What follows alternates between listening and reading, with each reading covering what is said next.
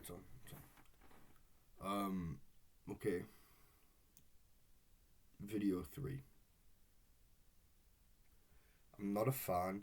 I think once you get into just doing things in life for a while, you realize that saying day 1, day 2, day 3, at least for myself, it's not really that positive. I'm only saying it for the video's sake, especially since this is a documentation, it's the whole process of it. But I think in general in life, like something that I think a lot of young men do, like a no nut November, right, or like a goon, no goon streak. Um, can't believe those words came out of my mouth, but like there's something inherently more detrimental in trying to remember the last time rather than trying to live something new and not dating it, right? Just giving it its proper due. I mean, you could say, well, look at the entire calendar, right? BCAD, but I don't know if it's that deep. It's not. It's not that deep at all. I'm genuinely having a really tough morning. It's not bad whatsoever. I've done things I've needed to do. I'm on track. I'm yet to read. I didn't necessarily. I didn't. I didn't read the moment I woke up. Because usually it's. Uh, usually it's that. Just to constantly drone in my head to read and to always just make that a priority. But not today. I wrote things on my hand, but then throughout the night they washed off.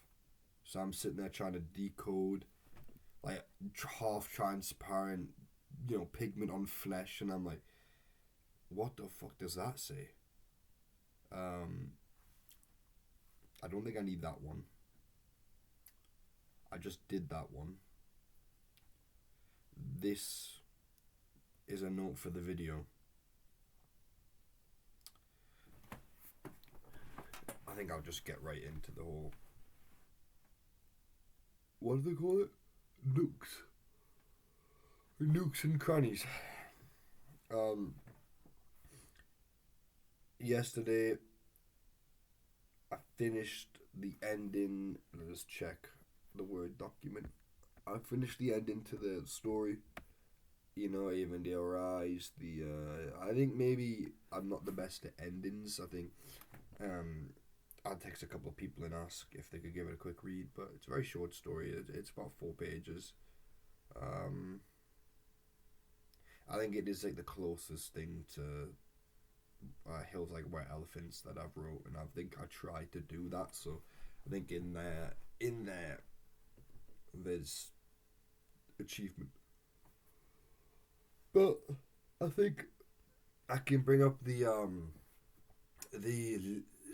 liminal maybe I think liminal's always described with backrooms, but I think there's a feeling of like liminality in not understanding what the other person's thinking and what's happening, right? Because being in this new house, um, and cleaning this guy's bloody house, it just feels weird for the reader, not for the kid. Obviously, I want the kid to be portrayed as willy nilly as a kid is, and not paying too much attention to, and he's just there. He wants to get his task done, and I think I maybe have wrote that well because there wasn't too many. I didn't use such explicit language like I usually do, which I think is the iceberg theory. It's not about writing little; it's about just not being so explicit with the tone and the delivery you're trying to convey, but like using the right diction to give your reader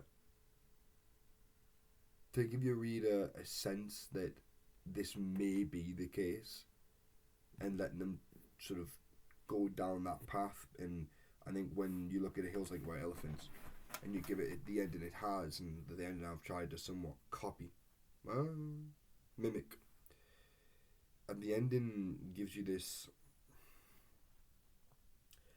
not open-ended story-wise. Oh, bloody hell, that's cool. The effect.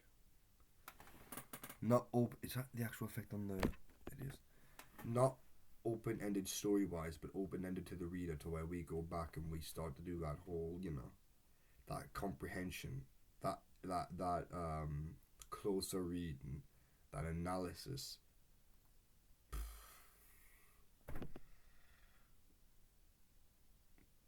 But I think I've succeeded somewhat in it. It's a very short story, and I'm very happy about it. Wait, hold on. There's a couple of pages.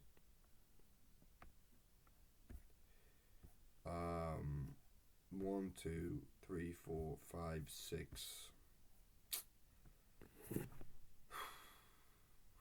7. There we go. I'd like to get onto some writing today, but I think the main point of this video. Well, before I say that, I'll say I think the story I'm gonna work on today is gonna be the tennis story, the kids falling apart story, and getting back together through the end. Yeah,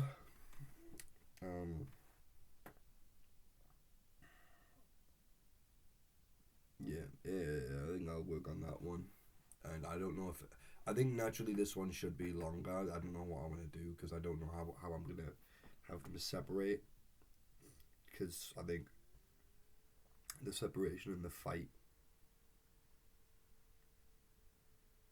yeah, having things go on there, like, this kid's perspective, that kid's perspective. Do I then do a little mini story in between them and have them reconnect? I don't know yet. I think I'll just pick one and go with it, and because I think the whole point of this process, which is what I'm trying to touch on with the video, is that this process is unlearned and it's something I've not done before, and specifically the fact that I'm doing it for such a big project, a dissertation. This is like something to comment on, something to take into account, that this piece is more of a discovery of what I think it's capable of doing. I know what I want and I know what my desires are, but I think I'm actively not going to approach it the way that I want to, and just approach it this way, which I still want to, but it's not what I want to do in terms of the original idea and the process and what I knew I could confidently come up with. And I wanted to step back and say, look, the initial idea is you take the Shields Road story, you've got Mrs. Dalloway, you've got Dubliners, you've got the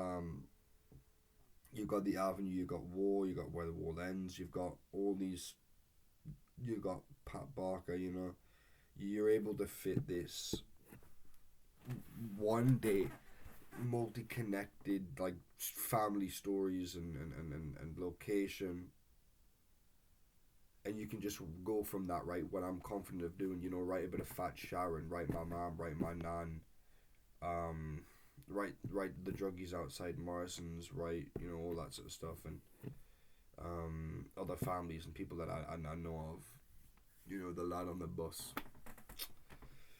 working 60 hours a week, God bless his soul. But I think I might go a bit loopy doing that, just because I tell the truth. I don't think that the idea I had really has all of the potential I think it does. Because I'm not quite certain where that would play into the larger, like, landscape of literature, and I'm not quite certain where that would play into the landscape of what it is I'm trying to produce full time. Say I wrote a novella about Shields Road and it was interconnecting stories, and it has these characters in them. I don't necessarily want to use characters that I know I'll use in something like a novel, right? Because I do want all my work to be, like, if you look at Steinbeck's stories, they're not all in the same universe, right? That's ridiculous. It's not the point. We're not, like, sci-fi writers that way. It's just, these are all things possible in the real world, and they're all separate stories. And I think I'd like, I can't quite take a character from Cannery Row and have him do something completely different and juxtapose what happened in that story in a big novel about whatever his thing is. Um, you know, I don't want to do that. I want to make separate stories that all seem plausible and understood in what Biker is, what Newcastle is, and I think maybe if I wrote this one too early, it might conflict with ideas of writing that novel, writing something about Fat Sharon in one place and the other, and maybe it just feels like I'm doing too much. But I still might though, because I think she's the most writable character I can think of in my head. Um, but then again, there's so many different families and circumstances, and I'm already thinking now of a couple of other people that I could easily put in there. You know, there was this family in Duns Terrace who always looked like they were from Essex. Don't know why, but in my head they always looked like they were from Essex. And they always looked like they had a little bit of money, even though they didn't necessarily have money. But I don't think they were still well off. They were still fine, right? But they always looked like they were from Essex. I don't know how I can say it, but like facial features and structure, they all look like posh blonde hair. I don't know what I mean by posh, but like one of the kids looked like a decent, like you know, proper prep school uniform, the lot. Um, and I just couldn't get out of my head that like these people have definitely like southern bred. Um, you take that dynamic and kind of run with it, and just try to look at who they are and write something there, because I mean, two families are going to be completely different. It's a whole different setting as well. Um,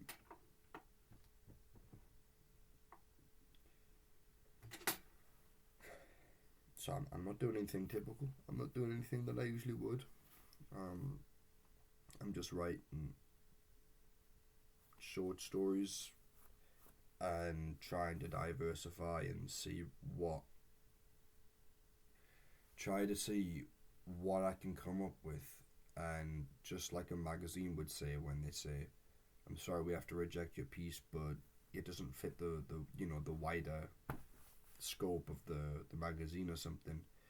Trying to write all these things and just look at them and say, this one doesn't fit the scope of the project.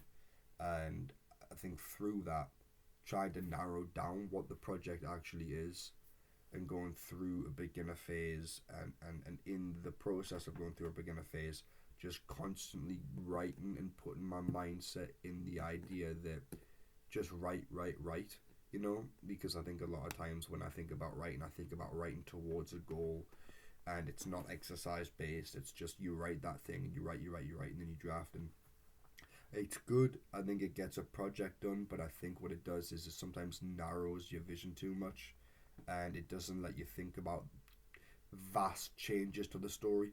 It's like typically there's a plot. Maybe the plot changes in some ways, or maybe characters do this, characters do that. But that initial universe that was, crafted, you can't necessarily bring in a new world. You can't necessarily bring in a new perspective. It's just always. So I think through that whole just writing a story, chucking it away, and in the bin, and then basically shuffling them around and picking them out, and kind of like that. Um, it's the opposite. It's write for writing's sake, and see what ones are actually good and what ones you find value in, and even by asking other people, like, here's all these stories, what ones do you think go together? Um, yeah, but I think it's a challenge because topic right now, even in this process, it's a bit long winded. Because with the Shields Road stuff, I could definitely make it. With the Shields Road stuff, I could definitely make it more specific. And with the specificity, I feel like it would make more of a claim on like social commentary, right? Literary fiction. it's all based around this place, and this place does this, it does that, it has these people. But I think when it comes to something like the Little Bends, and the just writing about these kids doing things, in biker, which was mainly what happened through the exercise, because the exercise, I chose a kid and gave him a whole bunch of different objects and see what they would do with that, and then ended up changing the kids to have certain attitudes and personalities, right, to fit what the story could be. And I think even that, I'm not entirely, like when I'm thinking about Fat Sharon all the time, I'm thinking about writing her, and she doesn't necessarily fit in with kids. I could put Aaron in there. I could put Aaron and I could put Brandon, but that depends on whether or not I'm attached to the Little Bends. I put that as a title, but it's just like am I attached to that? In the same way, am I attached to the Shields Road project? But I can't do both and try to meld them together and say here's a project about biker, because I know for a fine fact the project about biker that I want to do, if it's about biker as a whole and it's got a big massive statement to make about biker and the importance of everything I've ever witnessed there, right? Like from the love to the hate, from the violence to the peace. I think this project isn't that, and it doesn't serve to do that. This is not meant to be something that gets people to think about biker itself. It's just meant to be sort of an introduction, an early work of mine. It's not going to be like a magnum opus. I think Everything in This House Grows Legs is going to be a magnum opus. I think if I'm doing something with biker, I think it's going to be something that has a lot of conflicting families and characters, and not like Romeo and Juliet, but just a story that maybe it's just set in a location, and because of the adventures of certain characters, you'll see the reflection of how a lot of families feel and think, and maybe when a character takes his journey physically from Gordon Road to Raby Street and then up to like Cheviot Mount or something, or maybe you'll get a commercial road, and maybe there'll be something happening in Harborough, maybe there'll be something happening on Welbeck Road, or Asda, or maybe the kids will go to Heaton Park or something, and through that you'll sort of meld and see everything that's happening. You can get to see the posher side, the dirtier side, the dirty but posh side. Shout out to Joe Wheatley. His mom kept a stunning house. Probably still does keep a stunning house, but you wouldn't typically find a house that nice in biker, but yeah. Pillars too, for some reason. Pillars outside. Yeah, we're not in Greece, mate, but yeah, I think this is a new process, a new writing process. It's atypical, but I think I want to stick with it, like I said in the previous video, for a little while, and actually explore, because if I've got 2 weeks plus, what's that, plus 12, then I'm happy with taking like 12 weeks of dedicated redrafting and thinking, and really going through character specifics and their stories and the possibilities, whereas here I'm really thinking 2 weeks isn't a long time. I think normally with a project like with this size, I should take a month to think about it, to really think about it, even just through doing this. But 2 weeks of just writing and just seeing what sticks on the wall, that's essentially what I'm saying. I'm doing a stick on wall method. I'm just writing, chucking, and seeing what sticks, and if they all stay up together, then I think I'm like, yep, that's fine. But I think obviously with this, I'm gonna have to talk to the supervisor. I'm gonna talk to Big Tony, and ask Tone if he's fucking with it. Yeah, ask Big Tone if he fucks with it. I will. I will. But I think for now I've really got to see what I want and what I think is going to be possible for me to write, because I don't think I can write. I'm not. I'm not fully invested in Shields Road. I'm not fully invested in the Little Bends. I'm not trying to do a big, massive biker piece just yet. Um, I'm not too certain on how you can create a short story collection. I've never done it before.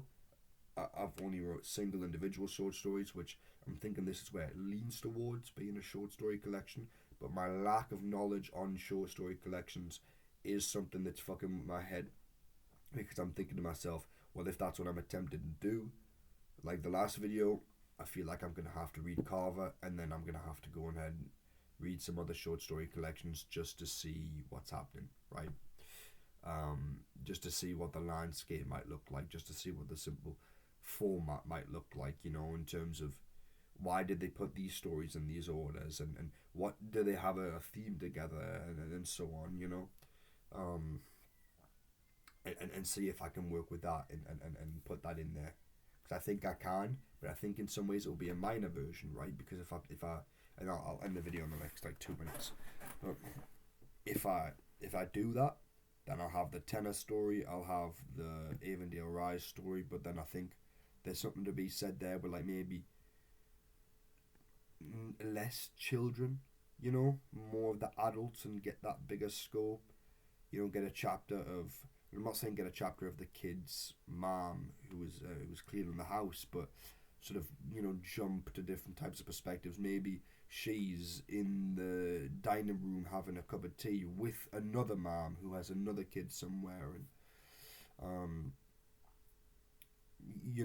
try to do that, and go elsewhere to Sharon, but keep it really low key, and make sure that like when I write, I'm not writing with such grandiose, like this is biker and everyone must feel the heart and the pain of these stories, but just sort of go through that motion. And if I am going to do that, which I'm thinking it's a possibility, so I'm going to put that in with the other ones, that this will be a nice short story collection that is hopefully melancholic, hopefully depressing, hopefully liminal, hopefully joyous, hopefully funny, and just try to chuck in a whole bunch of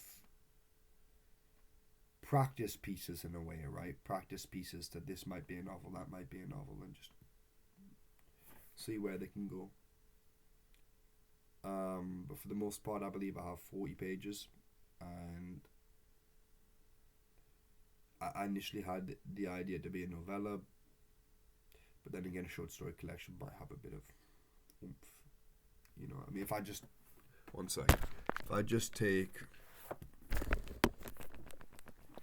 and have a look at how many pages, what we talk about when we talk about love is 160-ish. Then again, I'd still call that a novella. So it's novella size. It's novella size with 1, 2, 3, 4, 5, 6, 7, 8, 9, 10, 11, 12, 13, 14, 15, 16, 17. It's got 17 short stories at about 160 pages. And if I'm looking at that formation and I'm looking at what I'm trying to produce, then I'm going to have to sit back and think, which I'll do some decent thought on. I hope in these 2 weeks. How much do I want to replicate this? Do I want to go so... And I have to read it, not only to read individual stories and to get a good feel of it, but I also have to read it just to think, is that viable? Do I want less, with less page count? And am I okay with the production of a piece that's said pages and says this much? Because I think if you look at, and I'd like to say this one last thing, if you look at Pat Barker's Union Street, there's not very many. There's about 5 or 6 characters and perspectives, but they do gradually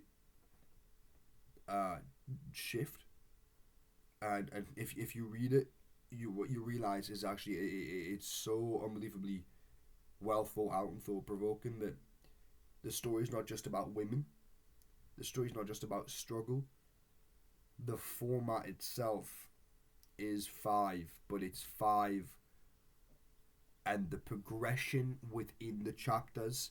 Like, you look at Kelly Brown's story, and it's just about a girl who gets touched, and I don't want to say too many words on YouTube, but she gets raped. She gets raped, and then she pretty much goes into seclusion, and you don't really hear much from her anymore. But you know that there's like a constant link that, like, that shifts the whole idea that, like, another generation affected and shit like that, and just showing that it's not a story about redemption or anything. It's like just real. It's raw. It's shit that happens, and she's poisoned off the bat, But it becomes more tragic internally within the piece when you realize that Kelly Brown is the youngest, and from that point on, all chapters I might be misreading because I don't know where Muriel and Lisa's story fit in, but they kind of all they do get older and older progressively until they get to the final one where I forget the woman's name, but she's getting put into a nursing home, and she dies, I think. Yeah, she dies, and it's like, so there's really something full circle about it, generational about it, something, like Sun and Moon Chinese philosophy are kind of, it's fantastic, it really is. And I'm not going to do something like that. I don't think the point is to do something like that, but I did want to say that there's something in the conclusion that the format gives, right? The format of the five and the growing old, and the, and it's beautiful how the stories are so connected too. It's a really fantastic. It's a fantastic piece of work. That there's a finality to it. There's something that will happen, right? Like, if I do read Carver, like, what is the last short story saying? Why is it there? Because with a typical novel, you're looking at a story, Act 1, Act 2, Act 3, pretty much, shit like that. But with a short story collection, all of them have a conclusion. But the story at the end must have like a tonal conclusion, is what I'm trying to say. The way that Kelly has a tonal beginning, and the last chapter has a tonal ending, especially with death being a theme. I need to figure that out, and I need to find that if I am going to chuck short stories in there, where is that ending? What is that ending? What story fits that? What one am I going to use, Maybe this one. Maybe as I'm sitting and I'm thinking, like, oh, I wrote this one first, Avondale Rise, the kid in the house. Well, what does that do to a reader if I write all the other stuff? If I open on Fat Sharon, or if I open on some druggie, if I open on some overdose, or if I open on some birthday party, or that thing on Harbottle Park, I can't remember, but Doughty B. Frings, me and Dylan could not stop crying because there was like three or so, like not druggies, but like, proper Geordies with the Nike and the 110s and the trackies, and she's walking by and she's talking about how good Beef Space Raiders are, I think. Like how nice they are. And she's like, oh, I adored Beef Rings.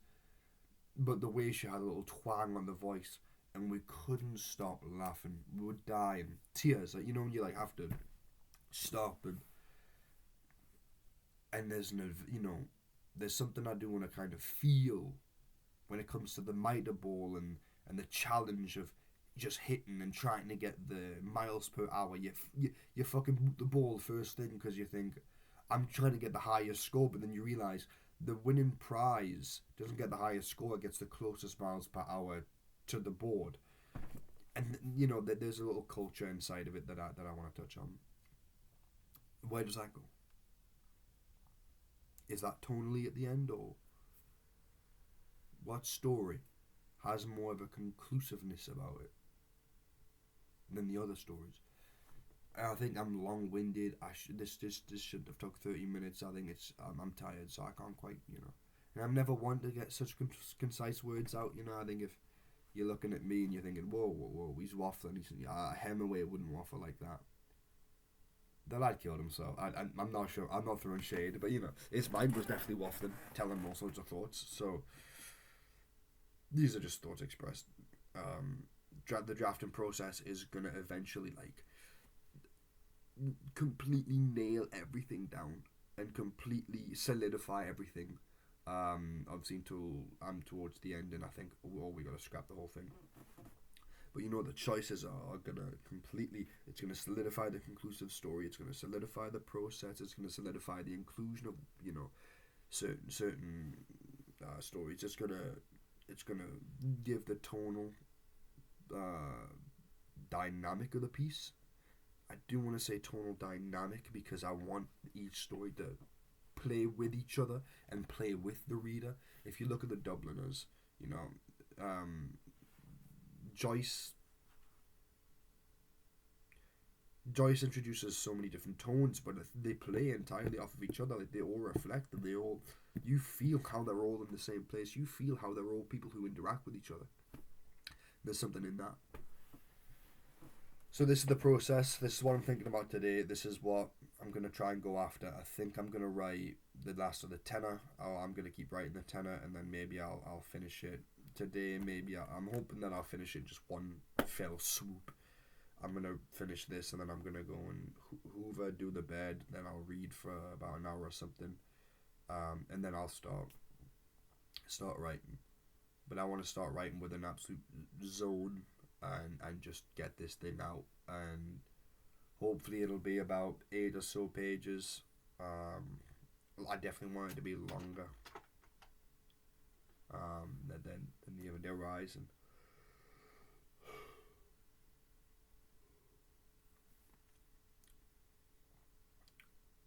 The issue is I can't get, and I really like this process.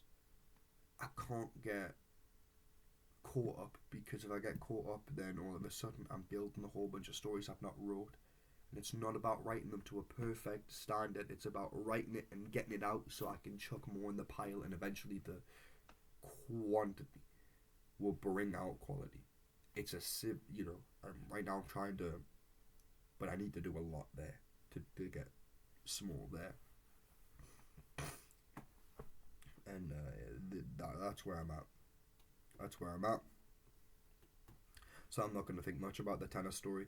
I'm just quite simply going to take these kids on a journey, have them fight and have them break up, have them get back together at some point, and then have the ending be them with a whole bunch of snacks around them, playing COD Zombies. And that'll be the end. Yeah, that's the plan for today. I'm really excited about the process of this piece. I'm really excited about trying to do anything with this piece. It just seems fun. Also, just last little comment. Tim O'Brien has a little excerpt on the back there. Read Tim O'Brien. The things they carried was a comedic wartime masterpiece that I think begs you not to forget by searing violence and comedy like on the same level into your mind.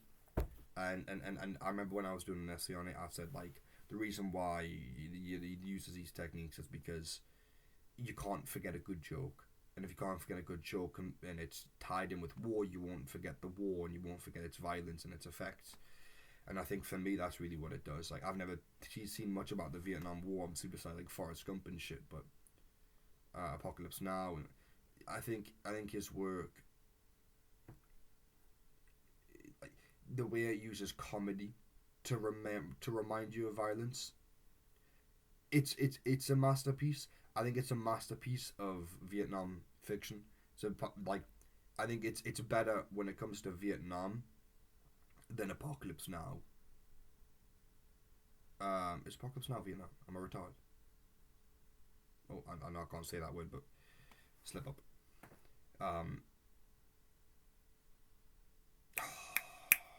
Full Metal Jacket. It's Full Metal Jacket. Vietnam. I can't remember. Horrible memory. I forgot everything I had to write in my hand today. But it's a 10 out of 10 for Vietnam media. It's a 10 out of 10. Tim O'Brien is yeah, he's good. I'll give the motherfucker that, he's good. All right, end of the video. Go right. Don't kill yourself. You know, don't look at the time and think. Look at the time now. It's 11:50. I've got 6 hours. 6 hours to get some shit done. It's all possible. Don't think about time. Never think about the time. Just think about doing the shit. Yeah, long-winded, but I'm satisfied with what I said in the video, and I'm satisfied with being able to look back on this video. It's more for me, this one, because I need to remember that this is the process I went through. I'd like to add this into the commentary. I think it'll make it so much easier.